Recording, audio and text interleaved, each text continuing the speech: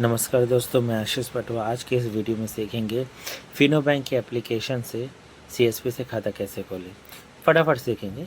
आपको करना कुछ नहीं, बस अपनी फिनो बैंक के एप्लीकेशन को लॉगिन करना है। अपना यूज़र आईडी और पासवर्ड डाल के इसे लॉगिन कर लेना। ध्यान रखिएगा, ये वीडियो उनके लिए है जिनके पास सीएसपी की आईडी और वो खाता खोलना चाहते हैं।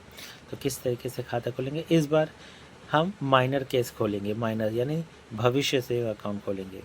तो यहाँ पर मैंने अपना यूज़र आईडी डाल दिया, पासवर्ड डाल दिया जो कि मोबाइल में ऑलरेडी सेव था। ठीक, अब क्या करेंगे, open login user ID password को लॉगिन करने के बाद आपको कुछ इंटरफेस आता है जिसे आपको रिट्राई या कंटिन्यू करना पड़ता है, उसे क्लियर कर लीजिएगा। फिर ये सर्च बॉक्स में आना है, आपको कस्टमर का पर्टिकुलर मोबाइल नंबर डालना है और वही नंबर डालना है जो वो फ़ोन पे गूगल पे को चलाना चाहता है, फ़ोन पे गूगल पे में लॉगिन करना चाहता है। तो यहाँ पर आप अपना उस कस्टमर का मोबाइल नंबर डाल देंगे। उसके बाद इसे कॉपी कर लेंगे ताकि दोबारा किसी वजह से अगर एप्लीकेशन कट जाता है तो उसे वापस लिखना ना पड़े। फिर उसका सर्च बॉक्स पे ओपन अकाउंट पे क्लिक करना है। ओपन अकाउंट पे क्लिक करने के बाद आप देख रहे हैं यहाँ पर भविष्य सेविंग अकाउंट के ऑप्शन पे क्लिक करना है। आपको फर्स्ट ऑप्शन यस करना है, सेकंड में कॉम्बो रखना है, फिर आपको प्लैटिनम कार्ड ही सिलेक्ट करना है और डीबीटी के लिए यस पे क्लिक करके आपको सर्च पे ऑप्शन पे क्लिक कर देना है। फिर उसके बाद कुछ नहीं, दोबारा जैसे सामने दिखा रहे हैं कि आपको कस्टमर का आधार नंबर डालना है, आप सेम आधार नंबर को यहाँ पर फिलअप कर लेंगे। मैं चलिए पहले फ़िलअप कर लेता हूँ। फिलअप करने के बाद आपको क्या करना होगा, कस्टमर का बायोमेट्रिक ऑथेंटिकेट लेना होगा। ध्यान रखिएगा, कस्टमर का फिंगर अगर मैच ना कर रहा हो तो उसे थोड़ा बालों पे या फिर ऑयल लगा के रफ़ करवा लीजिएगा। इससे फिंगर साफ़ हो जाते हैं, जल्दी ही लगते हैं। और अपना थोड़ा सा डिस्प्ले भी क्लीन कर लीजिएगा। टच करने पर देखिए एक ही बार में कंप्लीट हो गया। ये माइनर केस है, उसके बावजूद भी। ठीक, कस्टमर का पूरा डिटेल यहाँ पर शो कर रहा है, कस्टमर का नाम वगैरह सब जैसा है वैसे रहने देंगे। अब आते हैं सीधा मैरिड, सिंगल है मैरिड है कि नहीं वो।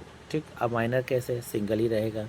अब यहाँ पर मदर नेम सेलेक्ट करना है। मदर नेम फादर नेम कभी कभी दोनों ब्लैंक हो जाते हैं तो फादर मदर दोनों सेलेक्ट करना रहता है, लिखना पड़ता है। अदरवाइज सिर्फ मदर का नाम लिखना होगा। मदर का नेम यहाँ पर फिलअप कर लेंगे। सबसे नीचे लिखेंगे, स्टडी वगैरह देखेंगे, वर्क क्या करता है वो देखेंगे, एजुकेशन क्या देख कर रहेगा वो लिख देंगे। ठीक, एड्रेस एज पर सेम आधार कर देंगे।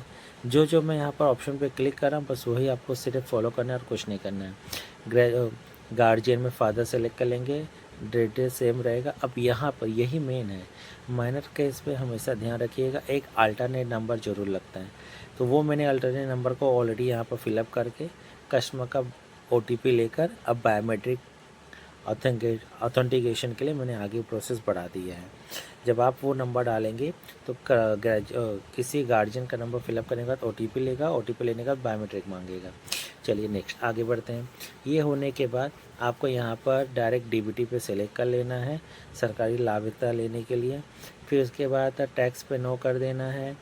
फिर यहाँ पर एनुअल इनकम आपको 10,000 दोनों में फ़िलअप कर लेना है। बस इतने ध्यान रखिए, जो मैं फ़िलअप कर रहा हूँ बस सेम टू सेम उतना ही आपको करना है, एक्स्ट्रा कुछ नहीं करना है। ठीक, तो खाता खोलने में आपको कोई इशू नहीं आएगा। ये सब कंप्लीट करने का सबसे नीचे आना है, ओके के बटन पे क्लिक कर देना है। फिर फैक्ट्री यहाँ पर भी फैक्ट वाले में भी आपको सीधा I am a tax payer पे क्लिक करना है, नेक्स्ट कर देना है, कंफर्म कर देना है। फिर आपको आना है नॉमिनी डिटेल में। नॉमिनी डिटेल में अक्सर लोग नाम डालते हैं, बट इस केस पे है हमेशा कोई भी केस हो, चाहे आप शुभ सेविंग अकाउंट खोले, गति खोले या फिर सरल खोले, पहले आप डीओबी डालिए। डीओबी डालने के बाद रिलेशन पर जाइए, मदर फादर सेलेक्ट कर लीजिए, नाम ऑटो फिल हो जाएगा। सबसे सही तरीका है, अदरवाइज़ नाम कट जाते हैं। सबसे नीचे आएंगे, वहाँ पर आपको लिखेंगे टोटल पेरेंट्स कितने हैं, कमाने वाला एक लिख देंगे। फिर टोटल इनकम आप लिख देंगे 1,00,000।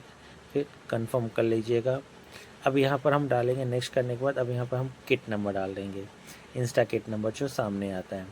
ठीक, तो चलिए 6 डिजिट का kit number, Insta kit number डालने के बाद जो है अब यहाँ पर वैलिडेट पे क्लिक कर देंगे। थोड़ी देर ये वैलिडेट होगा, वैलिडेट होने के बाद ऑटोमेटिकली सामने आ जाएगा, ओके कर देना है। अब ये इस तरीके से नया सिस्टम चालू हो गया, अदरवाइज़ पहले डायरेक्ट ले लेता था। कंफर्म कर देंगे। कंफर्म करने के बाद सबसे नीचे आएंगे, जैसे कि यहाँ पर क्लियर हो गया, एक बार डाटा मैच भी कर लेंगे कि नंबर बराबर डाला है कि नहीं, ताकि कोई इशू ना हो। अब नीचे आने के बाद आपको करना है, यहाँ पर कंफर्मेशन पे क्लिक करना है, आधार इनेबल का सिस्टम कंप्लीट कर लेना है, आधार सीडिंग का ये आधार सीडिंग का है। आधार सीडिंग का ये होगा कि कस्टमर बायोमेट्रिक के जरिए भी अपना आधार सीडिंग का एक ये सिस्टम इसमें ये है कि कस्टमर सरकारी योजना का इसमें लाभ ले सकता है, डीबीटी जिसे कहते हैं आधार सीडिंग का। माइनर केस पे ध्यान रखना, बायोमेट्रिक से पैसा वो कभी नहीं निकाल पाएगा जब तक वो 18+ नहीं होता है। ठीक, इसका यहाँ पर एक भी खाता नहीं खोला है, यानी सरकारी योजना में कोई भी इसका बैंक नहीं है, तो यहाँ पर न लाया है। हम सारे जो भी इम्पोर्टेंट चेक बॉक्सों को क्लिक कर देंगे, फिर नेक्स्ट करके आपको बायोमेट्रिक थंब लगा लेना है। थंब लगाने के बाद कस्टमर का सिर्फ यहाँ पर 5 स्टेप कंप्लीट करने होते हैं, कस्टमर खाता खुल जाता है। ये आखिरी स्टेप है।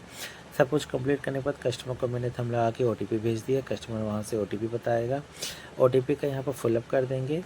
फिलअप करने के बाद जैसे आप जानते हैं कि फाइनली खाता कस्टमर का खुल जाएगा। OTP नंबर डाल दिया है, अब यहाँ पर नेक्स्ट बटन पर क्लिक कर देंगे।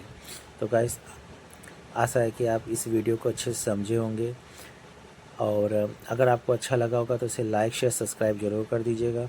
अच्छे मोटिवेशन के लिए आगे और बढ़िया बेहतरीन वीडियो आपके लिए लाया जाएगा। अगर कोई भी चीज़ का आपको लगा हो तो हमें कमेंट ज़रूर कर दीजिएगा।